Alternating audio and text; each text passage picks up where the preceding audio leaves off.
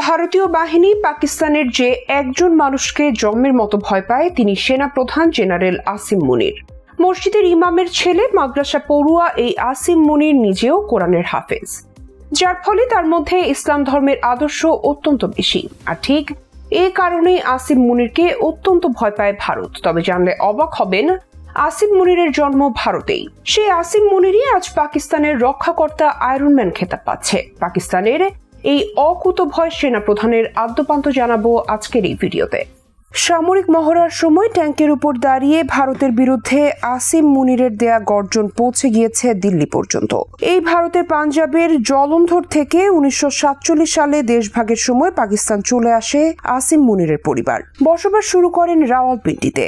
সেখানে মার্কাজি মাদ্রাসা দারুল তাজউইদে আসিম মুনির শিক্ষা লাভ করেন। পাক সেনাবাহিনীর সবচেয়ে সিনিয়র অফিসারদের একজন ছিলেন লেফটেন্যান্ট জেনারেল আসিম মুনির। সেনাবাহিনীর একটি বড় শাখা ট্রিপল এক্স কর্পস এরও নেতৃত্ব দিয়েছিলেন তিনি। এছাড়া পাকিস্তান এয়ার ফোর্সের ইস্টার্ন এয়ার কমান্ডের নেতৃত্ব দিয়েছেন। সেনাবাহিনীতে বিশেষ কৃতিত্বের জন্য বেশ কিছু পুরস্কার ও সম্মাননা পেয়েছেন আসিম মুনির। পাকিস্তান মিলিটারি একাডেমি বিশেষ কর্তৃত্বের জন্য তাকে সোর্ড অব অনার দেওয়া হয়। দীর্ঘ ও আড়ম্বরপূর্ণ সামরিক পেশা জীবনে পাকিস্তানের প্রভাবশালী গোয়েন্দা সংস্থা ইন্টার সার্ভিসেস ইন্টেলিজেন্স তথা ISI এর মহাপরিচালকের মতো বিভিন্ন দায়িত্ব পালন করেছেন।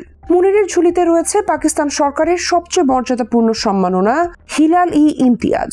পাকিস্তানের নিরাপত্তা ও জাতীয় স্বার্থ, বিশ্ব শান্তি, সংস্কৃতি ও অন্যান্য ক্ষেত্রে কৃতিত্বপূর্ণ অবদানের জন্য খ্যাতি রয়েছে তার। লেফটেন্যান্ট জেনারেল আসিম মুনির পাকিস্তান সেনাবাহিনীতে যোগ দেন অফিসার্স ট্রেনিং স্কুল প্রোগ্রামের মধ্য দিয়ে। এরপর 1986 সালে তাকে সেনাবাহিনীর ফ্রন্টিয়ার ফোর্স রেজিমেন্টের 23তম ব্যাটালিয়নে কমিশন করা হয়। 2017 সালে তাকে মিলিটারি ইন্টেলিজেন্সের মহাপরিচালক নিয়োগ করা হয়। মুনিরকে 2018 সালে লেফটেন্যান্ট জেনারেল হিসেবে পদোন্নতি দেওয়া হয়। একই বছর তাকে ইন্টার সার্ভিসেস ইন্টেলিজেন্সের মহাপরিচালক করা হয়। একই বছর পাক সরকারের সর্বোচ্চ সম্মাননা হিলাল-ই-ইমতিয়াজে ভূষিত হন তিনি। এরপর মুনিরকে গুজরানওয়ালা কর্পসের কমান্ডার হিসেবে নিয়োগ করা হয়। 2 বছর এই পদে দায়িত্ব পালন করেন তিনি। এরপর কোয়ার্টার মাস্টার জেনারেল হিসেবে নিয়োগ পান। সেনাবাহিনীর সবচেয়ে সিনিয়র কর্মকর্তাদের একজন হিসেবে সেনাবাহিনীর গুরুত্বপূর্ণ সিদ্ধান্ত গ্রহণে তার অগ্রগণ্য ভূমিকা রয়েছে। পরমাণু শক্তিধর পাকিস্তানের নিরাপত্তা ও প্রতিরক্ষা নীতি প্রণয়নেও তার প্রভাব স্পষ্ট।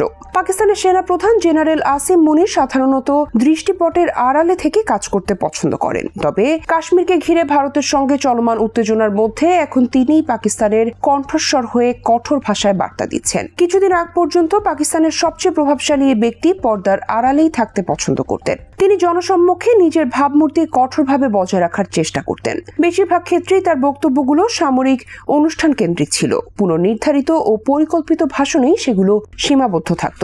তবে প্রায় 2 সপ্তাহ আগে ভারত নিয়ন্ত্রিত কাশ্মীরে প্রাণঘাতী সন্ত্রাসী হামলার পর আসিম মুনির পাকিস্তান ভারত ক্রমবর্ধমান উত্তেজনার কেন্দ্রবিন্দুতে চলে আসেন। 26 এপ্রিল সেনা একাডেমির এক অনুষ্ঠানে মুনির আবারও উচ্চারণ করেন পাকিস্তানের প্রতিষ্ঠার মূল দর্শন দ্বিজাতি তত্ত্ব। তিনি বলেন, হিন্দু ও মুসলমান দুটি স্বতন্ত্র জাতি এবং এই বিশ্বাস থেকেই পাকিস্তানের জন্ম। এই মন্তব্য শুধু ঐতিহাসিক ভিত্তি নয়, তা বর্তমান দ্বন্দ্বের একটি ধর্মীয় মাত্রাও তৈরি করে। আরো তাৎপর্যপূর্ণ হলো মুনির কাশ্মীরকে আখ্যা দেন পাকিস্তানের জীবনী শক্তির ধমনী হিসেবে। এটি পাকিস্তানি জাতীয়তাবাদের একটি শক্তিশালী প্রতীক। মূলত এই কারণেই আসিম মুনিরকে নিয়ে ভারতের এত মাথা ব্যথা। সম্প্রতি পাকিস্তানের 9টি স্থানে ভারতের হামলার জবাবে আসিম মুনির এখন কি পদক্ষেপ নেবেন সেদিকেই তাকিয়ে আছে পাকিস্তানিরা।